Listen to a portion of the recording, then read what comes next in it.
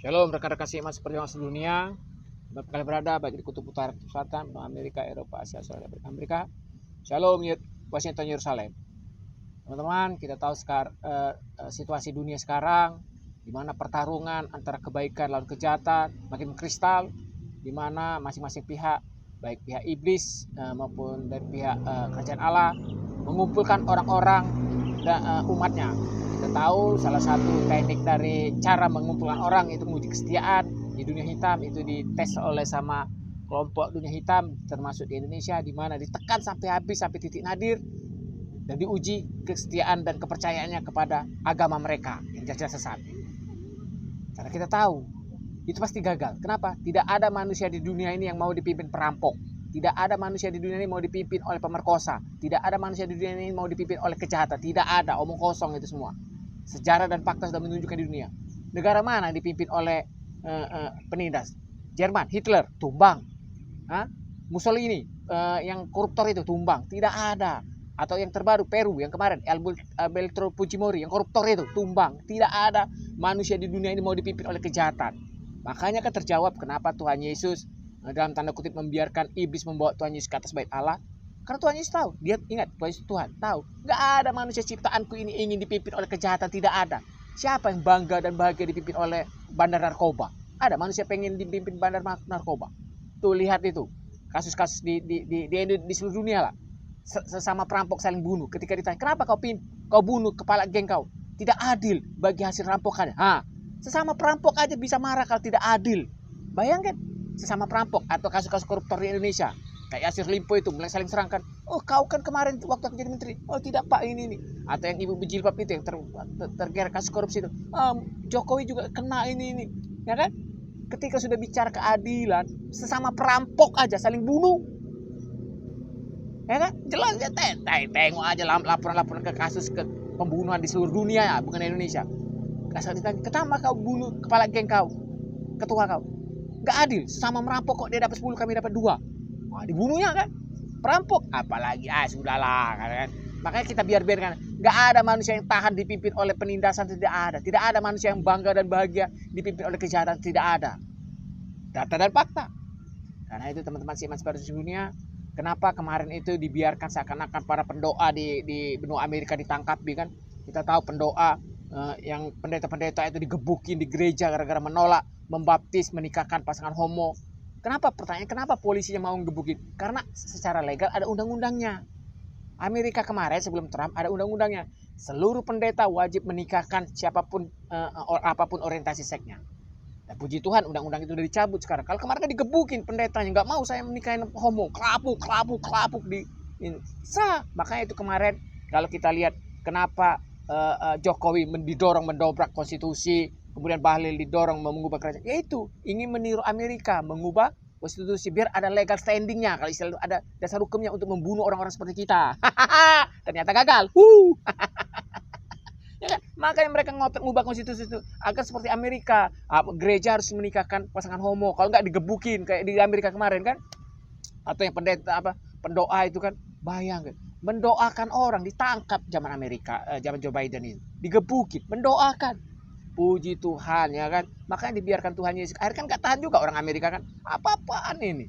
Ya kan, orang berdoa ditangkap, sudah stres negara ini. Kira-kira kan gitu kan. Akhirnya apa? Itulah bukti bahwa Yesus itu ada tuh. Tuhan dibiarkannya dulu. Itulah saya suka demokrasi. Artinya Tuhan Yesus demokrasi. Silakan pilih kata Tuhan Yesus kan. Ikut Tuhan Yesus atau ikut iblis, ikut kedagingan hawa nafsu atau hidup kudus. Enak kan dengan Tuhan Yesus. Makanya saya suka demokrasi. Artinya apa? Dituntut jadi dewasa. Itu ciri orang Kristen dengan non Kristen. Itu ciri orang pengikut Yesus dengan pengikut iblis. Pengikut Tuhan Yesus dituntut dewasa, cerdas. Makanya dikasih pilihan. Kenapa? Karena Tuhan Yesus percaya pengikut Kristus pasti cerdas. Kalau nggak cerdas nggak mungkin dikasih pilihan, bakal jadi pasis. Harusnya ini gua tembak, gua matiin. Itu kan artinya orangnya bodoh, nggak dikasih pilihan, diteror terus, ditekan terus, dicuci otak dari pagi sampai pagi. Nggak boleh pilihan lain, harus ini. Itu kan pasis, tidak ada demokrasi. Kalau Tuhan Yesus kan demokrasi lah kan. Puncak dari demokrasi Tuhan Yesus ada apa? Surga dan neraka. Itu puncaknya. Silakan nih ada surga dan neraka, pilihlah. Kalau hidup kudus masuk surga, hidup hidup berdosa masuk neraka. Hebatnya Tuhan Yesus. Saya cinta Tuhan Yesus. Oke teman-teman, perang Armageddon tidak bisa dihentikan, perang Armageddon tidak bisa dicegah. Seluruh masing-masing pihak kita tahu sekarang level iblis menguji kesetiaan di mana ditekan sampai titik nadir, dan kita tahu teknik-teknik ini hanya digunakan oleh teknik fasis di seluruh dunia yang sudah kuno teknik ini ditekan sampai titik nadir ini kan. Makanya kita ketawa aja waktu Google menumbangkan teorinya sendiri, ditumbangkannya ya kan. Mereka dulu kan koar kan, teknologi saintis tidak akan bisa salah seperti Tuhan Yesus. Mereka dulu koar kan, tuh Tuhan Yesus salah, ada pemerkosa, ada narkoba, saya nggak ditangkap kan, harusnya dicegah. Saintis tidak akan bisa, akhirnya salah sendiri mereka kan. Dolar 8.000 artinya apa? Sudah marah mereka, sudah kesal mereka kan, lihat bodoh-bodoh ini kan, goblok. Oke kan, dolar itu turun kalau kerja masuk pabrik, 24 jam hidupin pabrik lu, bukan nggak macet di jalan 24 jam ngandalin AI goblok kata mereka kan.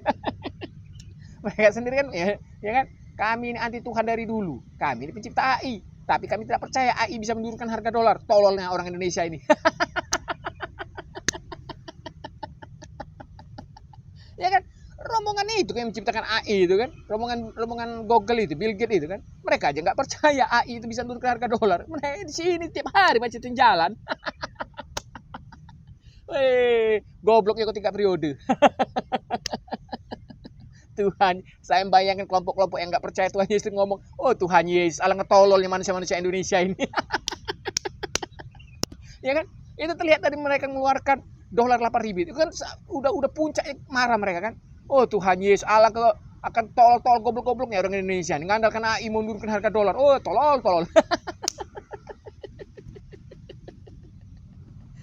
Saya bayangkan emosi mereka itu kan, gimana ya kan, mengkhianati prinsip hidup mereka. Prinsip hidup mereka kan saintis tidak bisa salah. Makanya muncul AI ini kan. Itu kan dasar pemikiran, dasar hukum keluarnya AI ini. Karena apa? Karena saintis ternyata. Puji Tuhan. Makanya kita biarkan aja. Kita minggir aja. Kenapa? Karena ada dasar hukumnya, ada pemikiran. Tuhan Yesus aja membiarkan iblis membawa Tuhan Yesus ke atas bait Allah. Nah, di situ artinya apa? Apa yang ingin ditunjukkan Tuhan Yesus ketika dia membiarkan diri dibawa oleh iblis ke atas bait Allah? Itu artinya dia tuh Tuhan. Artinya apa? Tuhan Yesus sudah tahu masa depan, ya kan? Iblis. Kata Tuhan Yesus kan, saya ini pencipta iblis. Tidak ada manusia yang senang dipimpin oleh penjahat. Tidak ada, ya kan? Kata Tuhan Yesus, saya ini menciptakan manusia. Saya menciptakan manusia itu untuk kebaikan, bukan untuk jadi kriminal, bukan untuk jadi pemerkosa, bukan untuk jadi sodomi. Maka waktu iblis membawa Tuhan Yesus kan, sebaik alasan senyum aja Tuhan Yesus kan. iblis, mana ada manusia pengen dipimpin oleh ketidakadilan, mana ada manusia dipimpin oleh penjahat. Contoh ya kan, seperti kita bilang tadi, sesama perampok aja saling bunuh. Kenapa kau bunuh ketua gengmu? Tidak adil.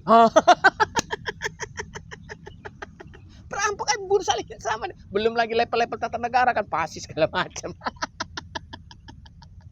Ya kan, banyak kasus-kasus di penjara itu kan, sesama dia saling bunuh kan. Asal ditanya, kenapa kamu? Tidak adil pembagiannya. Tidak adil. Ya kan? Oke teman-teman, kesiman seperti yang sedunia, percayalah apa yang tertulis di Injil itu pasti terjadi. Tidak ada yang bisa mencegahnya. Ya kan? Penyakit sampar, perang, gempa bumi, dan aliran sesat ini, sudahlah, semua pasti hancur, ya kan? Karena itu jangan sesat, bergaul buruk merusak kebiasaan yang baik. Jangan berkumpul dengan kaum pencemooh. Jangan dengarkan nasihat mereka. Kita akan berkumpul bersama di Eropa, di Korea bersama Jimin, lalu bersama Jimin. Wih, itu bilang bersih. Believe me, Jesus USA will take control the world. Believe me. Afrika, Peru, we under USA. Believe me. That's because Jesus wants. Believe me. I love you, Jimin. Terus menang Jimin. Keep spirit high, my partner. I love you all.